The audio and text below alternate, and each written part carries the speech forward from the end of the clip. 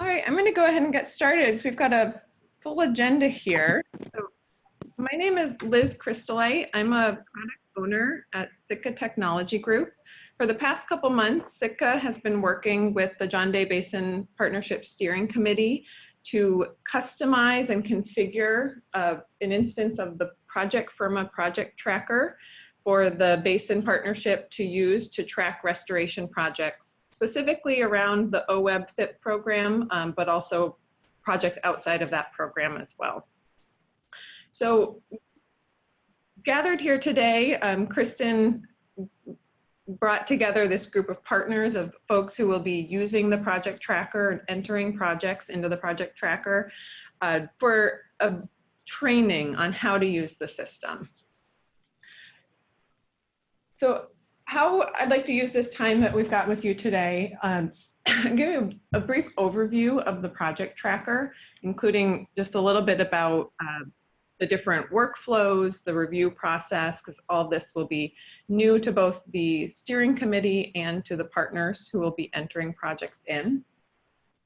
And I want to take some time to walk through a demo of the tool and show you how to do some specific tasks, including how to set up and manage your account in the project tracker, how to request support if you get stuck, how to enter a project, and how to update a project. And then finally, we'll go over a little bit about how to different pages within the system and how they summarize the project data at different levels. And then I'd like to use any remaining time to have us all together here and start entering projects into the project tracker. I think this should be a good use of time, so I'm sure you'll have questions that come up, and Sitka will be here to answer those questions, as well as Kristen and the rest of the steering committee can answer some of those program questions as well. And then finally, we'll wrap up with some Q&A and talk about the next steps. So I'd like to start, just do a little bit of intro so we can see who's on the call here. I know we've got some Sitka folks who are listening in. Kathleen Elmquist will be manning the chat. If you've got questions and you don't want to interrupt here, you can also feel free to chat within the Zoom and we'll answer those questions there as well. I would just start from the participant list here. If everyone could just go down and introduce yourself. Starting with Herb, or maybe Damon. Yeah, good morning, everybody. Herb Winters, ULMS WCD, also on the steering committee. This is Valine Madden, North Fork John Day Watershed Council. Welcome. I don't know if you guys can hear me. This is Kristen Walls, North Fork John Day Watershed Council. Yeah, we can hear you, Kristen. Thanks. Okay, okay. I'm having some mute complications over here. You've got the mute screen, and then I've muted my phone, so sorry about that. All right. This is Justin Rowell with the North Fork John Day Watershed Council. Steve Bowe with the North Fork John Day Ranger District.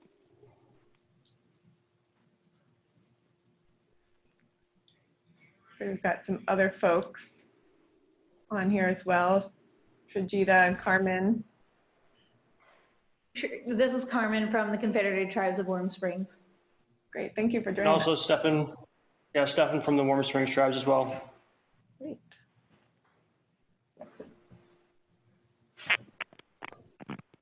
All right.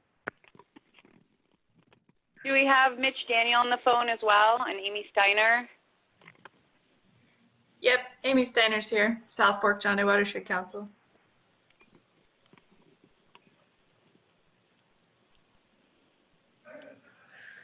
All right, you all are a quiet bunch. A day after a holiday. Yeah. Thanks for joining us so early. The rest of the Sitka team is here as well. We're just on mute. Yeah, we've got the development team and Julia and Kathleen, who are two analysts here on our team, are joining the call as well. So and then I just, it looks like we do have Sue Greer on the phone from OWEB as well. And I see Mitch on there. I don't know if he's talking and on mute or I see him on the screen. So I I imagine he's on too. And he's with the Confederated Tribes, the Umatilla Indian Reservation, CTUIR. Great. All right, thanks, folks. So before I dive into the brief presentation that I've got here, I want to talk a little bit about the logistics. So we are recording this training. So for folks who couldn't make this time, or for those of you on the phone, if you need to refer back to any part of it, we're going to record the whole meeting and then also slice out some of the training pieces. So this walkthrough demo about how to manage an account, how to request support, and enter and update projects. I'll walk through that live, and I will feel free to ask questions if you've got them. This is your training. I want to make sure you're getting the most out of the time you're spending with us this morning. And then later we'll come through and edit those and post them on the John Day Basin project tracker so that you can refer back to individual clips if you need them in the future. But we will be recording this whole thing, so please be mindful of background noise. If it makes sense to have yourselves on mute and then unmute when you've got questions, that would be great. But I do want to make sure I'm not suppressing any of your questions, so please feel free to ask questions as I go through anything, and also on the chat if you'd rather type up your question rather than having your voice on this recorded video. I understand that. There is a chat here in the Zoom. So Mitch is having some issues with the mic, but we'll assume you can hear us, Mitch. But if you've got questions, just make sure they're going to everyone and not just to me, because Kathleen was at her computer manning that chat. Any questions about that? All right. All right, thanks everyone. I'm gonna dive in here to some content to show you.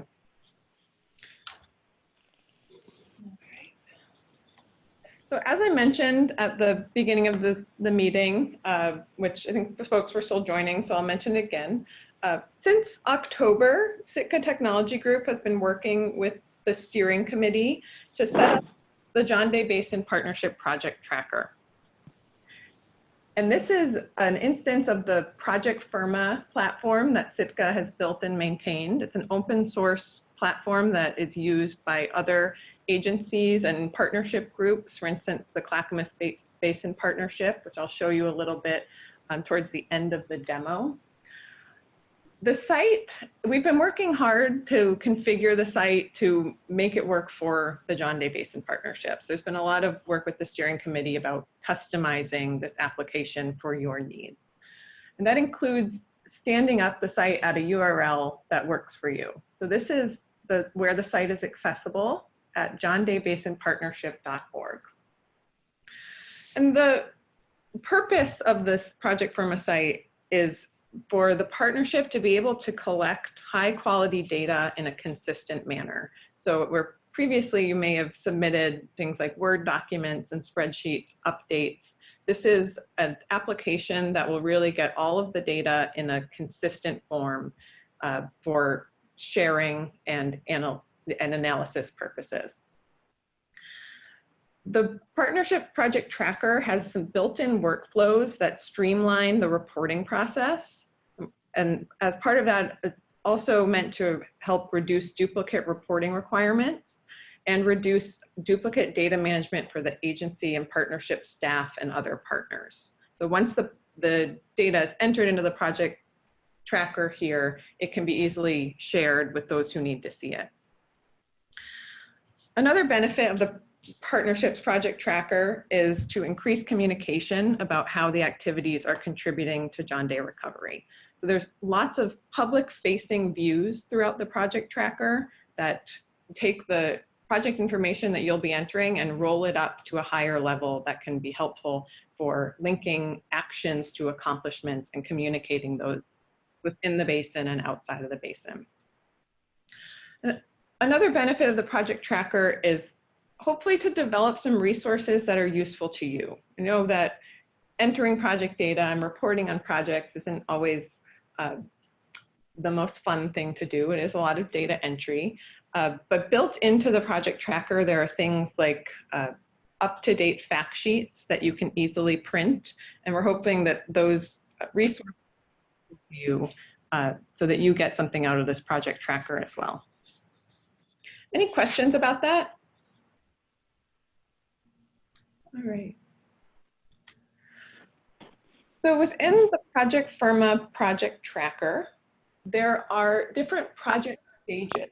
And this is just the basic definitions about what those project stages are.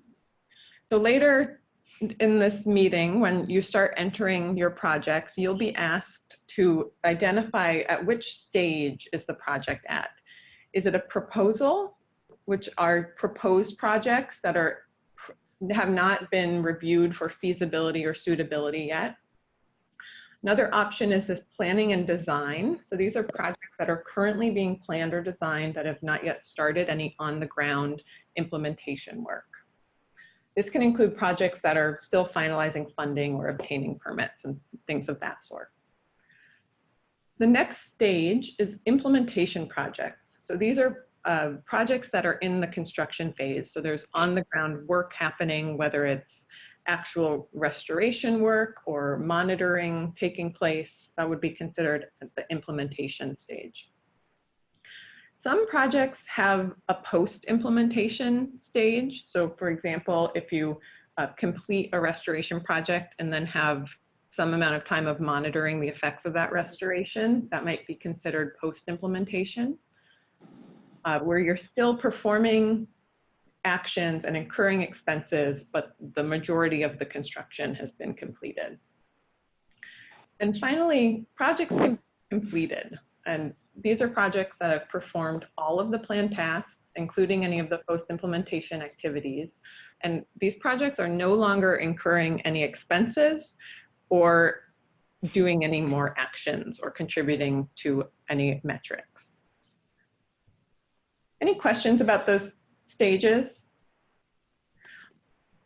We'll also make sure to post this PowerPoint slide deck so you can see it in the future as well if you need to refer back to these. So when you enter your projects, it'll be important to pick the right stage. So those were the definitions of the stage. This is showing in a diagram view about how projects sort of progress in these different stages. So typically projects start as proposals, and then eventually they become selected as projects that will be moving forward and enter that planning and design phase where you're collecting the information you need to know what you're actually going to be doing. And then eventually a project becomes in the implementation phase, and there's an optional post-implementation phase. Not all projects have that stage, and some go direct from implementation to complete. At the bottom here in the key, you see that there's two other project stages that are not pictured in this diagram, but are available in the project tracker. So a project can be deferred. So if it's something that's been through planning and design, but selected as something that's going to take place maybe in the next biennium, you can set that project to deferred and later come back and set its stage back to implementation. And then there's also a terminated stage. That's an end state for a project that maybe wasn't selected to move out of planning and design or was terminated at any other stage. Any questions about that flow? All right, I'm gonna move on here. So there's the stage of the actual project that you're managing, and then there's also the stage at which it's at within the project tracker. So this is showing a diagram of the project review within the John Day Basin Partnership Project Tracker. So as you enter a project, it'll start out as a draft, and you'll be able to come back into the project tracker and enter more information return to the project draft as many times as you need to until all of the information is complete. When you're ready, you'll submit the project, which will put the project in review. And then the reviewers, which in this instance are the steering committee and anyone else that they've identified as administrators, they'll do basically a quality check on that project, make sure that everything looks good, no extra zeros, no missing zeros, things of that sort, as well as making sure all of the information that they'd really like you to provide is there. If there's information that's missing, your project may be returned to you, in which case it will go back to being a draft and you have the opportunity to edit the project or the update and then resubmit it. In most cases, your project that you submit will probably just go straight to approval. So this is going from in review. The reviewers can approve projects, and as soon as that approval happens, that project that you entered as a draft is now published on the project tracker, which means its information is then available to the general public, other partners, and stakeholders. So that's an important workflow to understand. This applies both for project entry and updating projects, that they'll go from this draft, submit, and review to approved. As part of this workflow, there are certain email notifications that you'll get.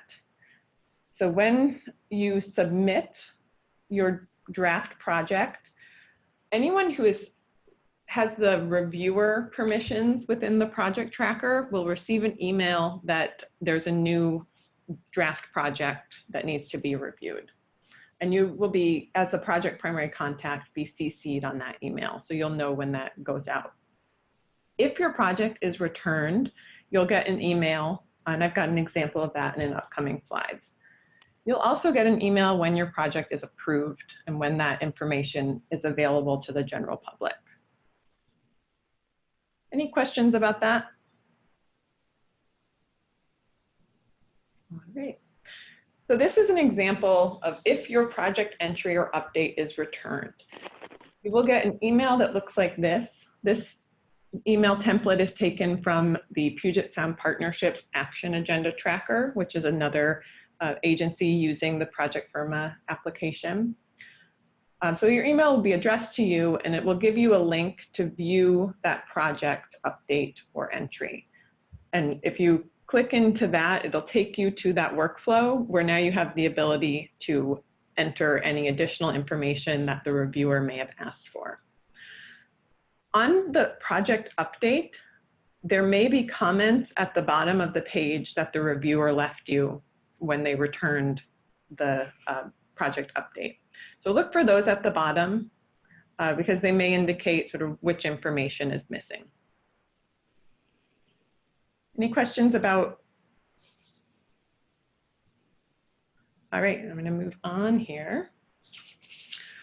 Okay, so this I mentioned at the beginning about the project fact sheets. Just wanted to take a minute to talk about the different project fact sheets and how to make your project fact sheet pop so that it will be of use to you. So there are two what we call flavors of project fact sheet in Project Firma. This first one that we're looking at here is what we refer to as the forward-looking fact sheet. So this fact sheet template is driven based on what stage the project is in. So thinking back to a few minutes ago, the proposal, planning design, implementation, post-implementation, and completed projects. The forward-looking fact sheets are for projects that are in that planning design stage, and they can be useful to help attract funding. So what's shown on these fact sheets is the summary financial information, including the estimated total cost and how much funding has been secured, how much funding is pending, and if there's any amount that there's been no funding source identified yet. So that's shown in a summary up top and also in a graphical form in this pie chart at the bottom here, where the gray area indicates the funding that has not been identified yet. Also on the forward-looking fact sheet, there's information about the targeted metrics. So this project hasn't started yet, so they haven't actually done any actions that would contribute to metrics, but they are planning on doing some. So in this case, it's a targeted metric of land and water protected by acquisition or easement. Other information on the fact sheets include the project description, photos, any detailed project location, and the different focal species and implementation and ecological results that the project is addressing. So those are those forward-looking fact sheets. There's also what we call a backwards-looking fact sheet that are used to demonstrate the capability and build credibility for the project. So these are for projects that are in the implementation phase or the completed stage. So at those stages, we'd expect projects to have already started to do some construction or monitoring and contributing to the metrics that the partnership is tracking. So some key differences about the backwards looking fact sheet here are the expenditures panel. So now instead of budget information, the fact sheet's showing actual expenses by funding source to date. And it's also showing any key accomplishments, which are those reported project metrics. And I've got a list here, which I will make sure you get a copy of this because you might need to refer back to it. These are our tips for how to get an awesome fact sheet.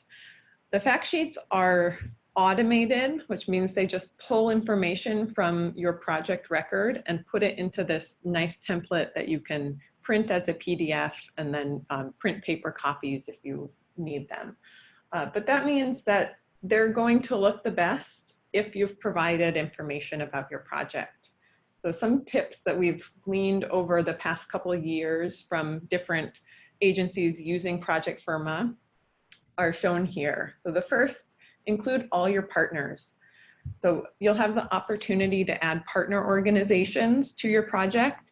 And this is where you can give people credit and organizations credit for the work that they're doing on your project. The next is a concise and compelling description. So this is a very brief description. 500 characters or less is typically the amount of content that people can focus on these fact sheets. And anything more than that is paragraphs of text that folks will skip over. So we recommend a really short, to the point description. Then the next bullets here, identifying all the focal species and implementation and ecological results that your project is addressing. Entering a detailed location so that the location section of the project fact sheet is comprehensive and gives the viewer a good overview of where you're doing this work. You'll have the ability to upload many images to your project and identify one of them as a key photo. And the key photo is what appears on the front page of the fact sheet. So a high quality key photo that includes a caption, so that's that letter F there. You can enter a caption for each photo. Really adds a nice visual element to the project fact sheet. And then finally at the end here, entering your project budget and reported expenditures will automatically create these nice visuals of where the funding is coming from. And then finally, please make sure to capture all of your metrics. Those will be listed on the fact sheet as well as contribute to the reporting requirements for the partnership. Any questions about the fact sheet? Like I said, we'll make sure that you have a copy of this sheet as well. All right, that was my brief overview. I'm going to move on to walking through some demos, unless there are any questions you all have. All right. All right, so I've pulled up the browser here.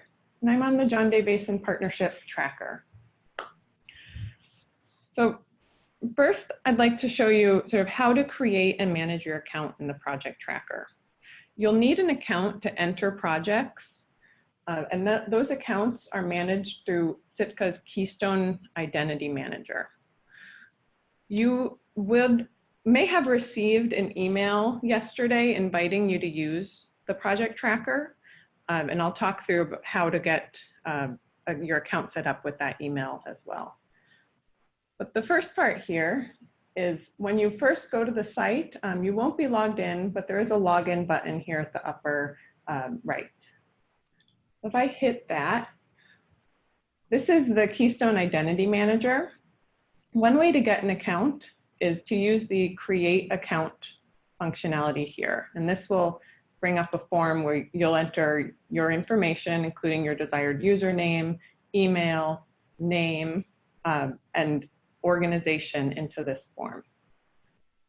That's the easiest way to get an account. Like I said, you also may have gotten an email from the Keystone account yesterday inviting you to use the project tracker. If you didn't get that email, make sure to check your junk folder. Sometimes those emails end up there. Not too often, but sometimes they do.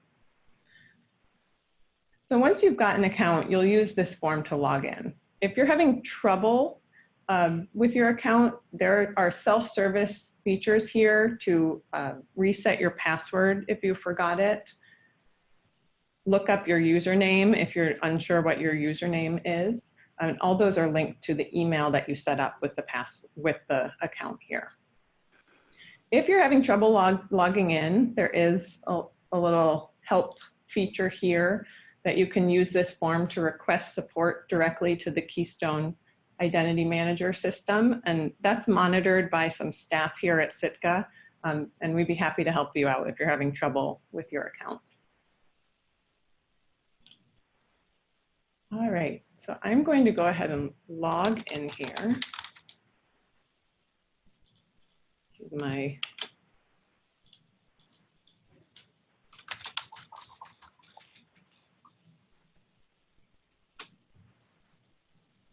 all right, so once you're logged in, you'll see up here at the top that the login screen has been replaced with your name. Within the system, you have a page that is really your account in the John Day Basin Partnership Tracker. So I've set this up here. I've set my organization just for the demo today to be the North Fork John Day Watershed Council. And if I needed to change any of this information, so for instance, if you have a phone number you'd like to add or need to make changes to your name or organization, you can click this link here, which will take you back to the Keystone Identity Manager to update any of that information. Just note that if you do make changes in Keystone, you will need to log out and log back into the project tracker for those changes to go into effect. Within the system, everyone has a role that's set by an administrator that gives you a different level of permissions within the project tracker. I think most folks who are on the training here today will be set up with the normal user role, and that gives you the ability to add projects and update your own projects. If you're having trouble with adding a project or don't have access to do that, you'll need to contact support so that you can make sure that your role is set appropriately. All right, so that's just a brief overview of how to request an account, how to log in, and how to get help with the account management if you need it. Are there any questions about that part of the process? Liz, how do I request support? Thanks, Kathleen. So if you're having trouble or have a question about the project tracker, you can reach out by requesting support. Up here in the top, there is a help menu. One of the features of the help menu is this request support. So this is available on any page if you've got questions. So in this form, you'll be asked to select a subject line. These are the common things that we tend to get support requests about, including can't figure out how to update my project, can't log in. If you need an organization or a funding source added to the list, you can submit a support request for that, and an administrator will come in and add those organizations or funding sources for you so that you can use them on your project record. And then you can also just provide feedback. If you run into any bugs within the project tracker, you can use this form to let us know, or even things that you think are bugs, but just need an explanation about how they work. And then there's others here, such as requesting permissions. So you'll go ahead and select the subject and provide just a brief description of the issue you're having or the questions that you have. So when you submit this request for support, an email will go out to project tracker administrators. So that includes members of the partnership steering committee and to Sitka Technology Group. So hopefully from that list, you'll be getting to the correct person who can provide you with the information that you need. In addition to requesting support, up here in the help menu, there are a few different pages I want to point out. One is the training page. So the training that we're doing today, we'll take these videos and upload them onto this page. So if you need to come refer back to the how to set up a user account or how to add a project, those videos will be available right here in the training menu. There's also at the bottom here, documents. So we'll add the presentation that we just went over to the documents here and some other helpful documents for you to have some quick access to as you use the project tracker. Another feature of the help menu is a page with release notes. So the release notes are updates on new functionality that's been added to the system with a brief description of how it works. So as Sitka creates new features for the Project Firma project tracker, we intermittently come in here and update these notes. You won't get a notification about when this is updated. We do send about quarterly or a few times a year updates out to the Project Firma community about the new functionality.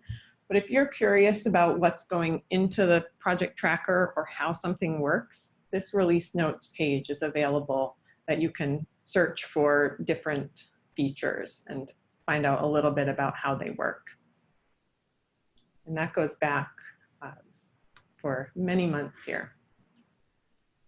If you have any questions about anything in the release notes or on the training, go ahead and request support and we'll make sure that to get those questions answered.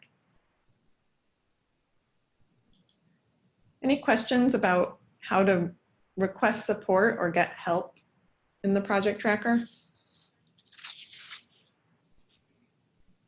All right, I'm going to head back over to the home page here. Next, I'd like to walk through how to enter a project or a proposal into the project tracker. You'll need to be logged in to enter a project.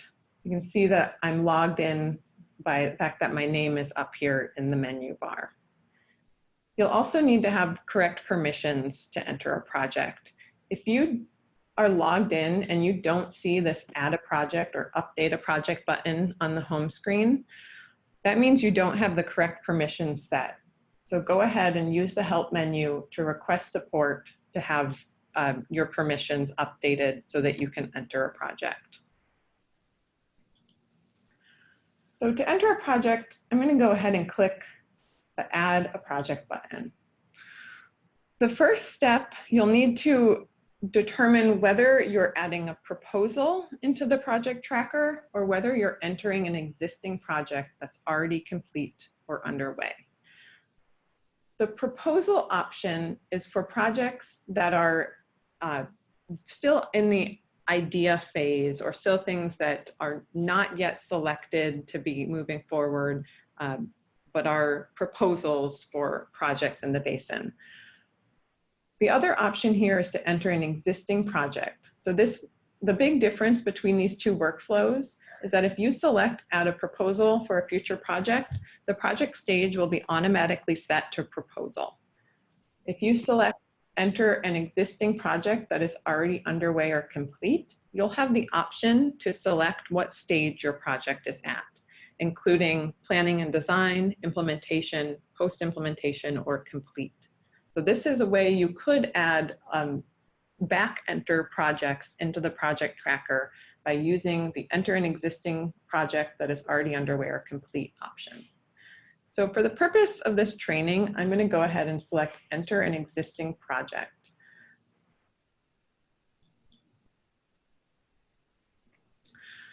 The add a project workflow will guide you step by step through all of the different sections to make sure that we're capturing all of the required information for a project. The instructions page gives a brief overview of the different sections you'll be asked to complete as part of this workflow, and also lists some icons and what they mean. So throughout the workflow, you'll see that some fields are tagged with this lightning bolt sign. So that means that that field is required and you won't be able to save that page without providing that information. The other icons will help you see where you're at in terms of providing the information. If you see a yellow icon here, that means that there's required information in that section that has not been provided. So you will not be able to submit the project until all that information is provided. If everything is going swimmingly, you will see a green check mark that indicates that that section is complete. And finally, throughout both the workflow here and throughout the project tracker, there are these little question mark icons that are little pop-ups that will provide you help on that specific field. So I'll show some examples of those throughout the workflow here. All right, so I'm going to go ahead and begin entering my project. The first page here is the project basics. So on this page, the information that I need to provide are the project type, project name, description, and then the timing of the project. And you can see by the little lightning bolt icon there, most of this information is required.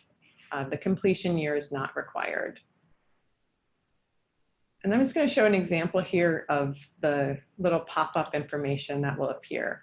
So if you're having trouble understanding what is being asked, go ahead and click on that little icon and we'll give you a bit of a definition of what is meant by completion year, for example. Close out of that. In the project type dropdown, there are the different project types that the partnership is interested in tracking. I'm going to go ahead and select restoration of aquatic native fish habitat. And here you will go ahead and enter your project name. I think I'm going to do some creek restoration as our test project here. This is the field where you'll enter your project description. And like I mentioned when we were talking about the project fact sheet, having a brief description, something that's less than about 500 words, will make the project fact sheets display really well. So Liz? Yep. Just a tip for folks who are entering projects. They could cut and copy the project abstract from either their implementation form or the OWEB proposal. So I think that character count, it's like 250 words, so it should fit in there, but that might be an easy way that implementers can input that information. Great, thank you, Kristen. I was just going to do just that. So I'm going to pull up an example interest form here. And in this case, the project abstract is a little bit too long, but there is some key information that I think we can pull out of the project abstract. So I'm just going to copy some of this information into the project tracker.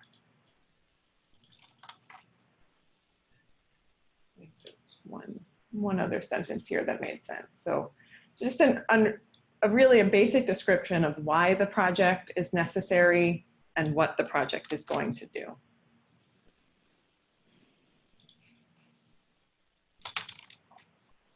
All right, we have got some characters remaining.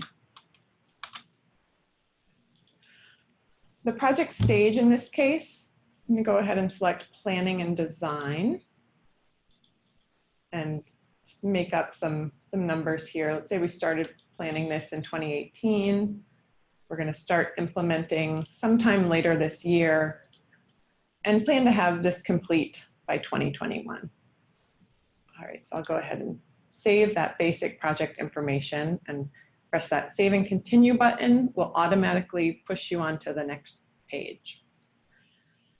Before I jump into this, I want to scroll down and point out the project draft is now saved in the system. So I can leave, go to lunch, go do a meeting, and come back at any time to complete this draft. You don't have to complete all of these steps all at one go.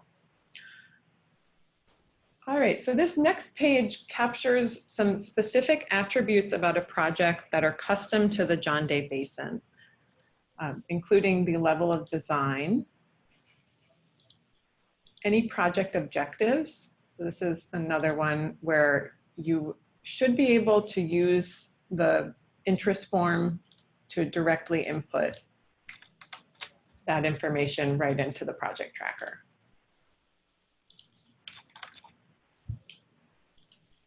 And then any limiting factors that your project addresses. So I'm going to select just a few here, say riparian vegetation, temperature, then the aquatic and upland limiting factors increases water quantity, and then of the upland limiting factors, let's say upland hydraulic function and lack of habitat. So you'll know from your own projects which of those to select. All right, I'm going to hit Save and Continue to move on to the next page. This page is called the Simple Location. In this page, you'll want to enter a single point that defines the general location of where your project is taking place, if there is on-the-ground work happening.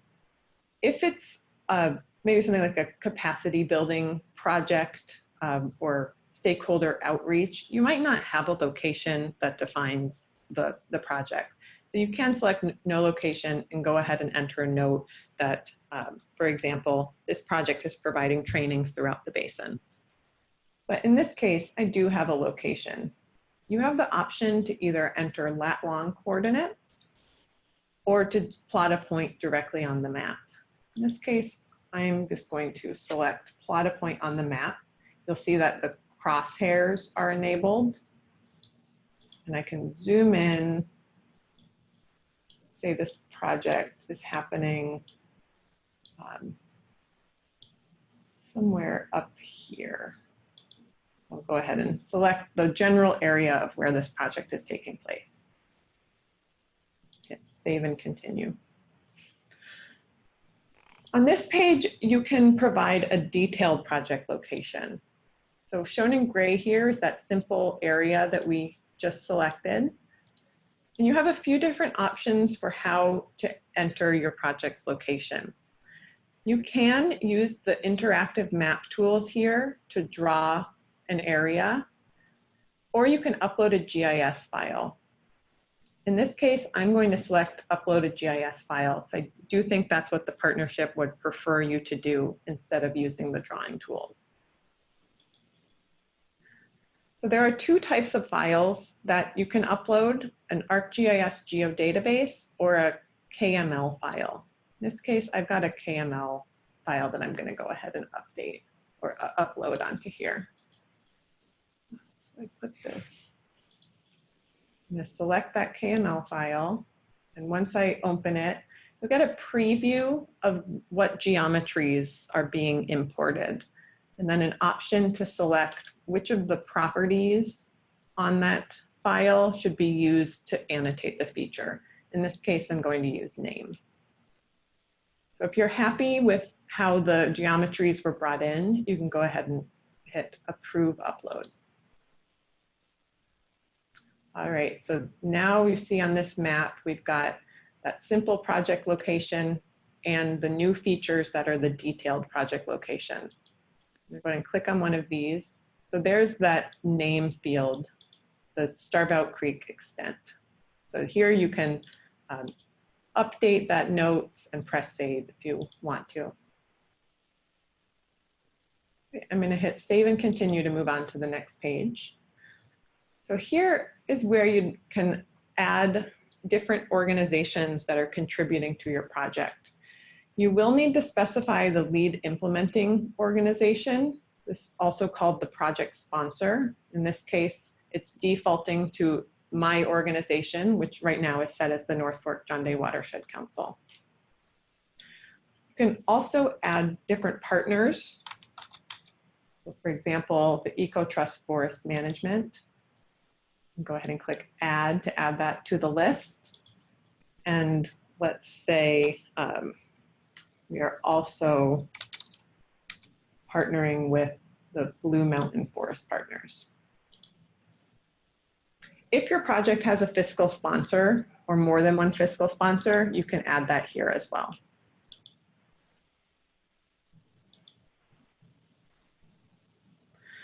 So in addition to organizations, you can add project contacts. So in this case, it's defaulting to Kristen, who is the primary contact for the North Fork John Day Watershed Council.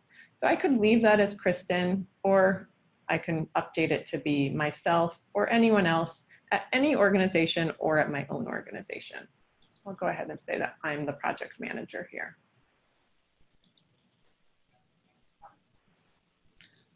All right, so now we're moved on to the spatial information section. You can see that that green check mark indicates that we've provided all of the required information on the overview section. So there are two different geographic regions that the partnership would like you to provide information about where your project is in. The priority focus area and then the watershed. This first page gives you just an easy way to set both of those areas. So it's going to use my simple location to do a spatial intersection to determine which watershed the project is in and which priority focus area the project is in. I'm going to select both of those and click this set selected layer from simple location. And there you see it just automatically grabbed those two areas. If I go ahead and save that page, if those are incorrect, you see my simple location is right on the border there. It's possible I meant to be in a different watershed. You can move directly to the watersheds page and change the watershed or select another watershed if this project is being implemented in two watersheds. The detailed pages allow you to select other areas. Go ahead and save that. All right, so now you see the spatial information section is complete, so we're ready to move on. I'm going to move on to the accomplishments.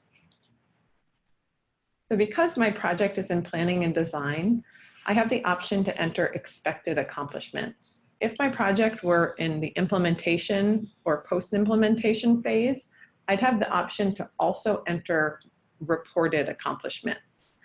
So the difference there is this is what I intend to accomplish, and reported accomplishments are what we've actually done. So the partnership has pulled together a list of metrics that they'd like partners to report on. There are about 30 of them here. I'm not going to dwell on any single one, but we can show you where in the project tracker to find more information about these metrics. I'm going to add a few expected metrics. So stream miles treated, and grab another one. Number of structures installed. All right, so then once I've added those metrics, there's some information I need to provide. So I'm planning on treating some stream miles. The partnership would like to know how that treatment is occurring from one of these options.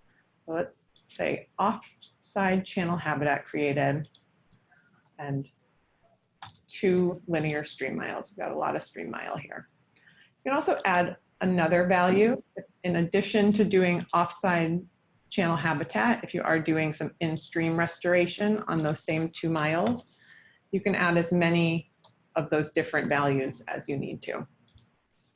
On the number of structures installed, the partnership has asked you to provide whether or not those structures are anchored, where they're being located, so whether they're in stream or in the floodplain, and then the type of structure here. Let's say we're doing some large woody debris, 3 units of it. If you don't have any metrics to provide or any metrics expected yet, you can go ahead and provide an explanation there. All right, so now we've moved into the financial section. And this section includes entering the project budget and also reported expenditures. So the first question here is whether or not the project budget varies by year.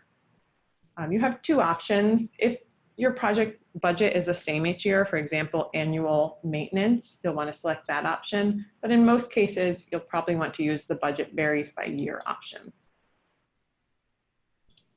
Here's where you'll enter a funding source. So I'm going to pick the FIP OWEB restoration and add that as a funding source. You'll also want to enter secured funding values or if that funding is pending. So let's say we've secured $50,000 there. If you have multiple funding sources, go ahead and add those as well. Let's say I'm going to add some pending funding here.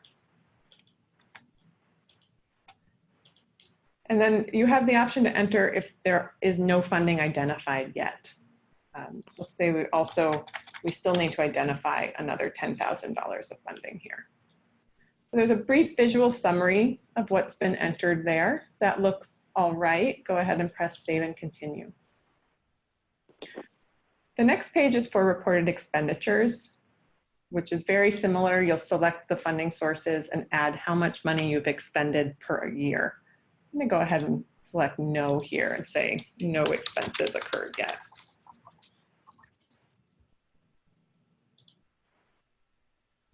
All right, so now we're in the final section for additional data. There are 2 classifications. So this is where you can identify which focal species your project is going to affect and which implementation and ecological results you're addressing. I'm going to select the bull trout and steelhead, and then the view of the ecological results as well. And it's highly likely your project will have many selections on both of these options. All right, so now you see from the side here, all of the green check marks mean that I've provided all of the information to submit my project. We do encourage you to also provide photos by adding photos 1 by 1 here. And then the next page is attachments and any project notes. So if you have documents that you want to attach, for instance, uploading the FIP interest form as a document, any monitoring data sets can be added as attachments. The partnership has asked if you have it to provide the FIP interest form budget. So that has the budget broken down by different categories such as staff and other categories like that. And then if you have any maps prepared of your project or any other visuals, you can go ahead and add each of those as an attachment, where you'll select the type of attachment, upload the file, enter a display name. So for instance, the FIP budget form, and a description of that document if you have a description to enter. You can also add free-form project notes if there's information that you want to provide about the project or to the reviewers. And these notes are public. All right, so now I'm going to go ahead and submit my project. So you'll get a little confirmation here that you are ready to submit.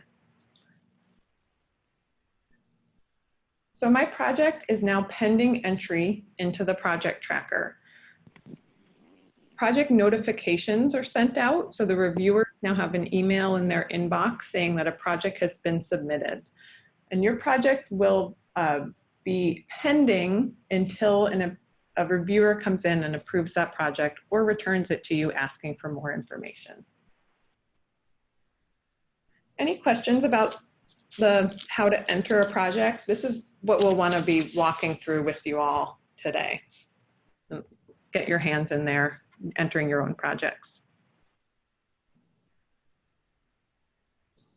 All right, I want to briefly go over one other workflow. So if you have new information to provide or need to submit an annual report on your project's accomplishments, you can use the project update workflow.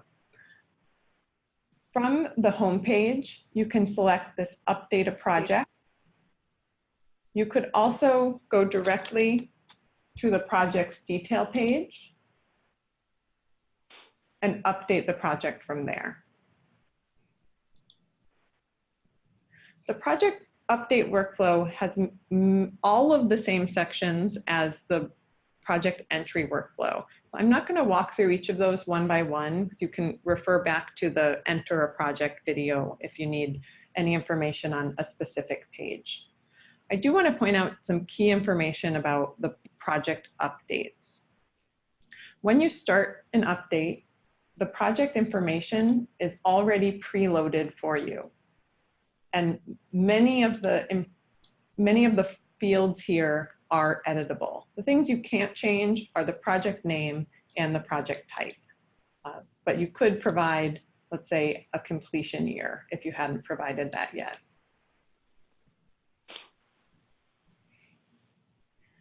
Just like the project entry, project updates are saved as drafts, so you can come back and finish your update at a later time if you need to.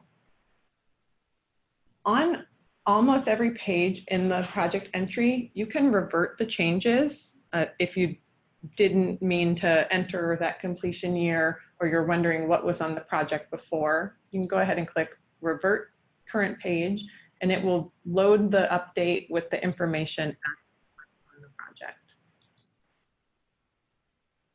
There we go, so we've lost our completion year. So I'm going to go ahead and say that the only thing I need to provide here is the completion, and maybe in the expenditures, we've got some funding to report from a foundation. Let's say we expended $1,000 in 2019 and nothing has been expended in 2020 yet. I'll go ahead and save that. So you can pick and choose the pages on the project update workflow about what information you need to provide, and then go ahead and submit the update when you're ready.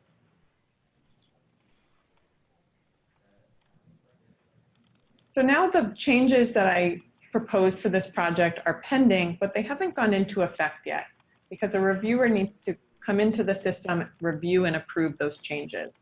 So you'll notice the project entry here doesn't show that completion year that we entered, and it won't until that update is approved. Any questions about the update workflow? It's very similar to the entry.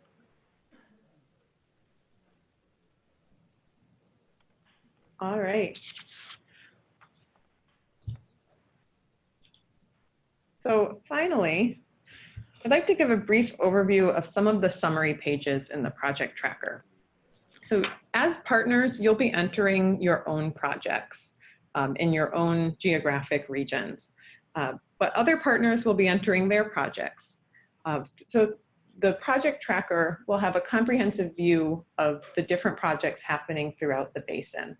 And all of that project data is rolled up and summarized on different pages in the project tracker.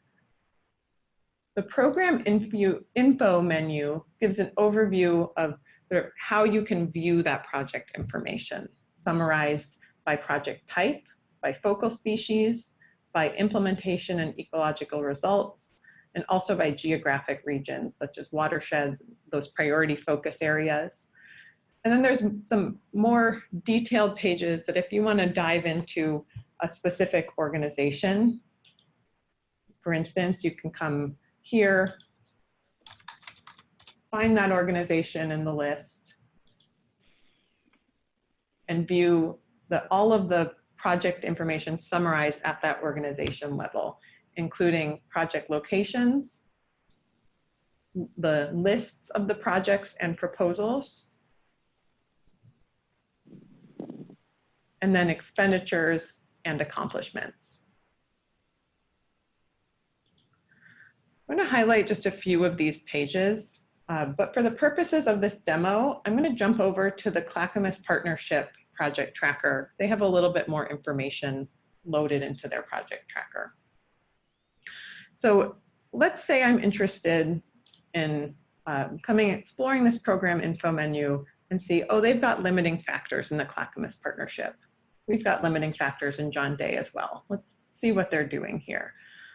So by clicking into that first page here, I see that the Clackamas Partnership is organizing their projects by ecological concern and limiting factor. So if I'm specifically interested in impaired upstream passage, you can click into there. The map will give you an overview of just the projects that are related to the impairing upstream passage ecological concern. And further down, you can see just those projects that are related to road crossings. Let's say I'm interested in learning more about the impaired upstream passage. So I've drilled down into this specific ecological concern. On this page, you get an overview of the project locations, so where each of those are taking place. Any accomplishments, so in this case, stream habitat made accessible, and this is showing by the barrier type. So there's 5 miles of partial barrier in 2018 and 4 miles of partial barrier in 2019 there. If I scroll on down, there's more information about this ecological concern, including those limiting factors that we just saw on the other page, and a list of the projects. If I'm interested in the Johnson Creek Watershed Council, let's see what else they're doing. So here we are in an organizations page where it's showing me all of the projects that the Johnson Creek Watershed Council is doing. You can explore this a little, get some information about those specific projects, and dive directly into the more detailed view of a specific project on the project fact sheet.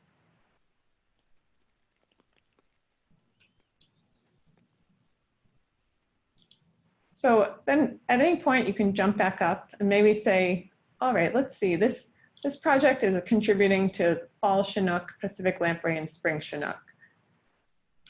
From the program info, you can get an overview of each of those focal species as well. Let's say we're interested in Pacific lamprey.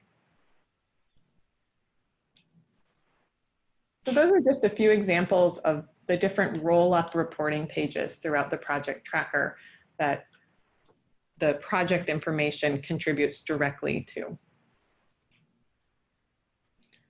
Any questions about the summary views? Hey Liz, could you click on the accomplishments tab of that Clackamas Partnership classification page just to show the performance measures, how the metrics would show up as well? Sure, so if I'm in a particular focal species here, there's a second tab for the performance measures. The Clackamas Partnership calls their indicators performance measures. In the John Day Basin, those are referred to as metrics. So this tab will say metrics in your project tracker. And then it gives you a roll-up of all of the projects that have specified that they are contributing to the restoration of Pacific lamprey habitat, what the specific accomplishments those projects have done. So this, I think, will be particularly useful for the John Day Basin Partnership. I'm going to jump back over there. On the focal species page, and also on the implementation and ecological results page, to see the metric accomplishments broken down by the implementation or ecological result. Any questions about sort of how to navigate or what type of information you can see in the project tracker?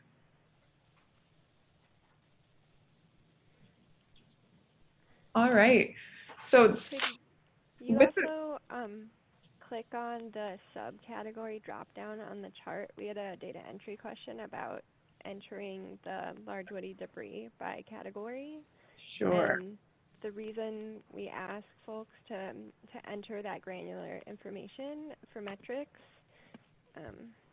sure. Yeah. So I've jumped back over to the Clackamas Partnership because there's some reported data.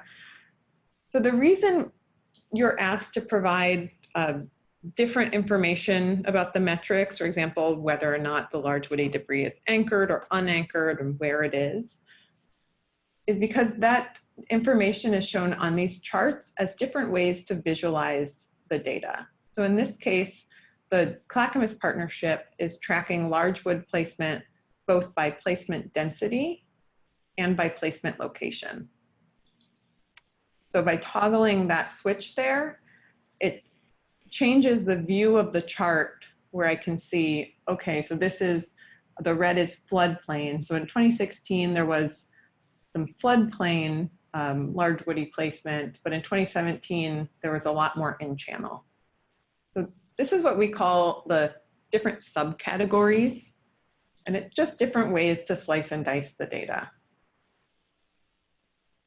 Did that answer the question?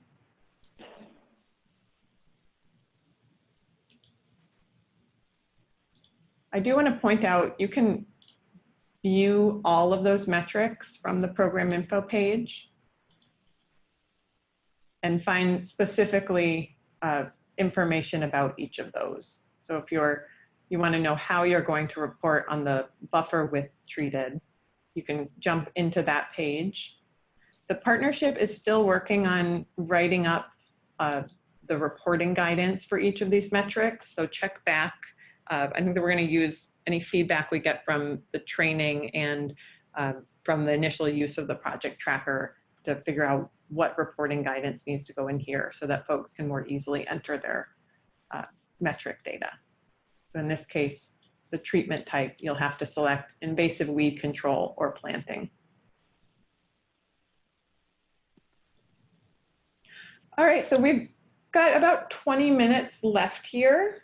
I do want to make sure we get folks set up with their accounts if anyone's having issues with that, and also start some project drafts. So I'm not sure how this is going to work logistically. I'm expecting you all are sort of on your laptops or at your computers. So I just want to open up the chat and for folks to speak. We can also turn off my screen share if folks want to share their screens and talk through specific problems that they're having with the group. Okay. The first step is making sure that everyone can log in. Anyone having trouble with that?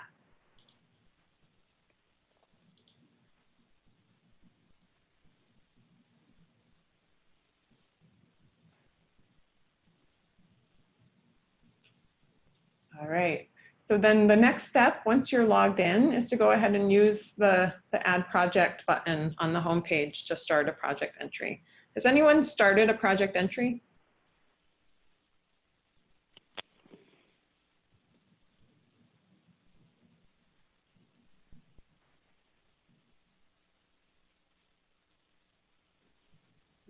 pull up the chat here. I think you're all just typing.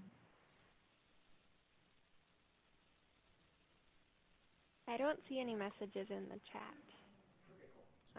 Oh, I got a message from Sue directly to me. It's a question about the GIS upload.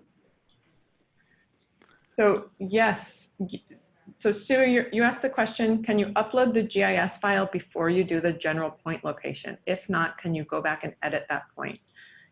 That was maybe something that was not clear in my demonstration. So I'm going to go back to my pending project. So this was the Spring Creek Restoration Project that I started entering and submitted as part of the Add a Project demo. And I didn't mention that, yes, you can jump around in the workflow by using this navigation panel. So if you want to upload your GIS file and then go back over to the simple location and say, oh man, I got that totally wrong. This is, it should have been way over here. I'm going to zoom in. Let's say my actual general location is more in this general area. Then you can go ahead and save it. Are there additional layers you can toggle on there? Yeah. On a simple location page? I got that one way wrong again. Sure, I'll head back over there. So this icon up in the corner here is the layer control. So you can turn on the priority focus areas or the whole basin watersheds, and then also street labels if that helps you, because sometimes it is helpful to see the highway sign and the street name sign. So Sue, did that answer your question? Yes, it does. Great. Thanks. Yep, you're welcome. Just make sure there's no other private chats in here. I think everyone else has been doing it from. All right, so I'm going to assume that folks are entering projects, and you will speak up if you've got questions for either Sitka or for the steering committee about how to enter that project information. Liz, can I add something quickly? Yep. As partners are entering their implementation forms or their projects into the project tracker, you mentioned it, but I just wanted to remind folks that as you're entering stuff and you find that there is a metric that you feel like is important to report and it's not already built into the project tracker, send me an email and I'll go ahead and add it. This is our first round of metrics. You touched on it a little bit on the granular nature of the metrics. A lot of them were pulled from, ODF and W's reporting, BPA reporting. So trying to figure out how the reporting will be most useful and the tracking will be most useful. So if for you and your organization there's something that you would like to see tracked that is not already built into the system, send me an email and we can go ahead and just enter that into the metrics portion of the project tracker. It's not set in stone. We can still add stuff. So I just wanted to remind people of that. Yeah, thank you, Kristen. That's a really good point in general, that things are not set in stone. There are some configurations that would be difficult to change at this point, but most of the project tracker is pretty customizable. So if something is not working for you, Sitka will work with the steering committee to come to a solution or to put it on the project Firma backlog as a new feature that's been requested.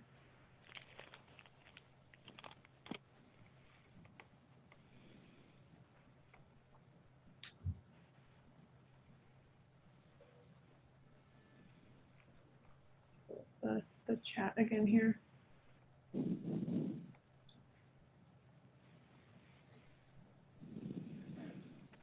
going to pull up the live project tracker here. A number of folks have logged in today. Great. I'm monitoring the support request channels. Great.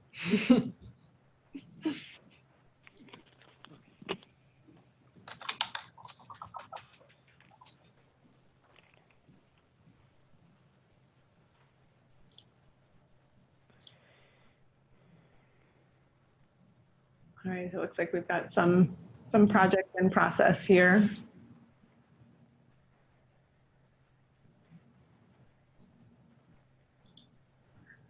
I'm going to pull up the proposals as well. Great.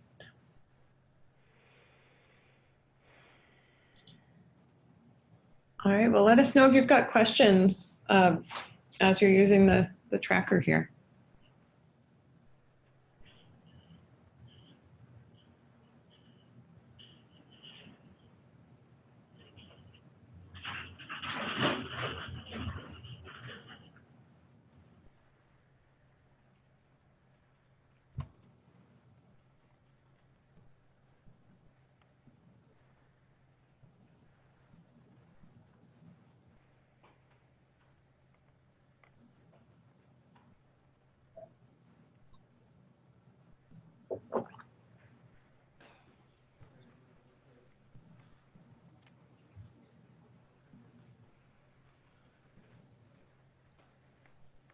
I think we did have quite a number of folks had to take off at 11. I heard a couple chimes to indicate people were leaving at 11. Oh. May have. There were also a couple of chimes because the SICA team had to move out of our conference room, so we signed back on right at 11. Okay, that explains some of it. I didn't want to interrupt you.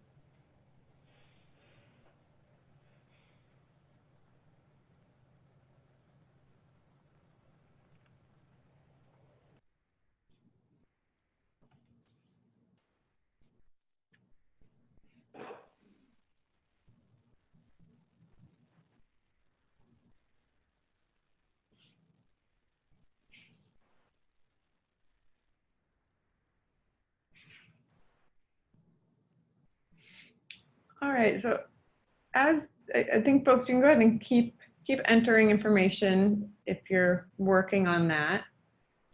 It sounds like we don't have many questions popping up, but I did want to talk just briefly about what the next steps are.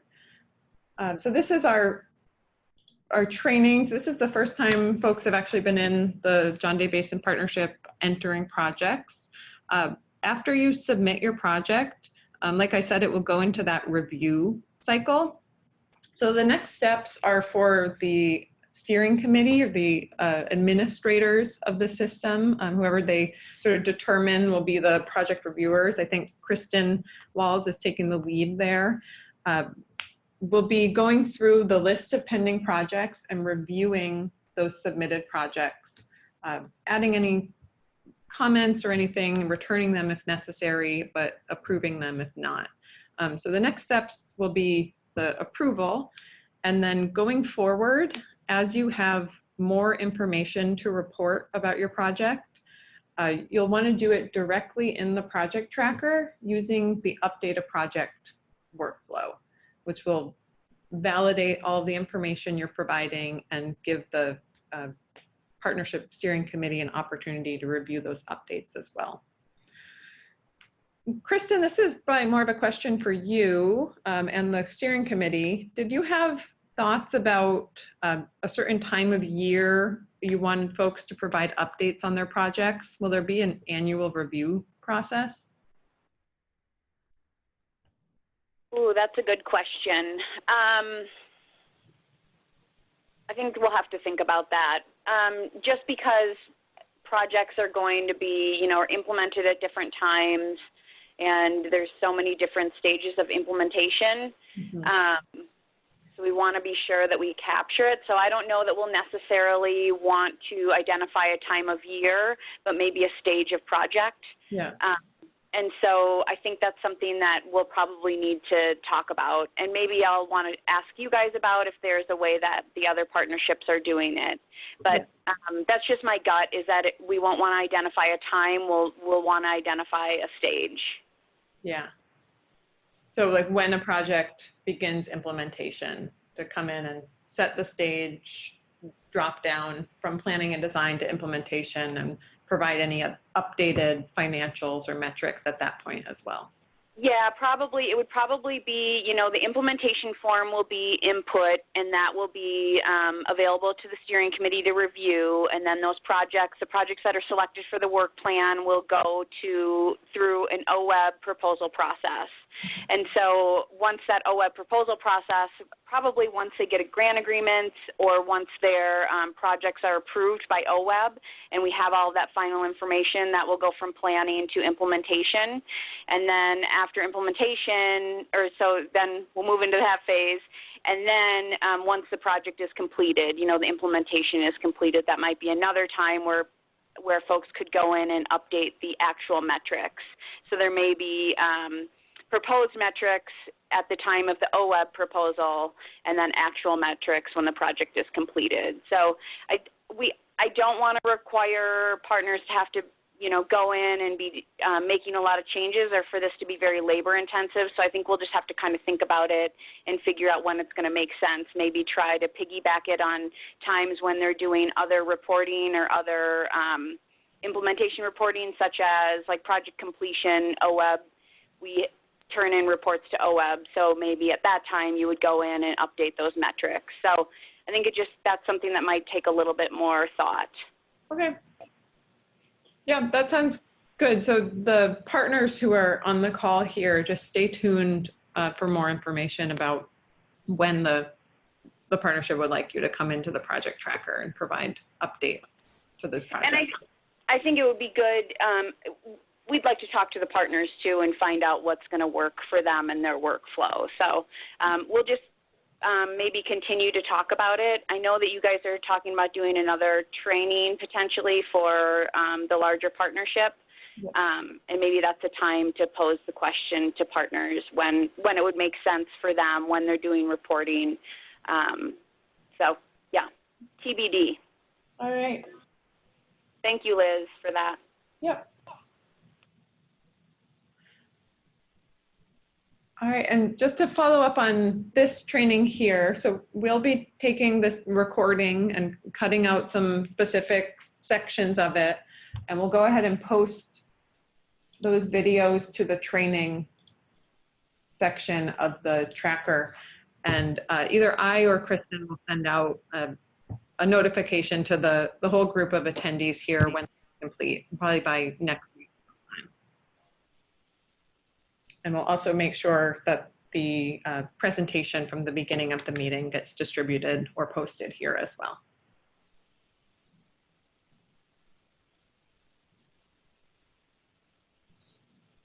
Any additional questions about the tracker or the process or the training, anything from the folks on the call here?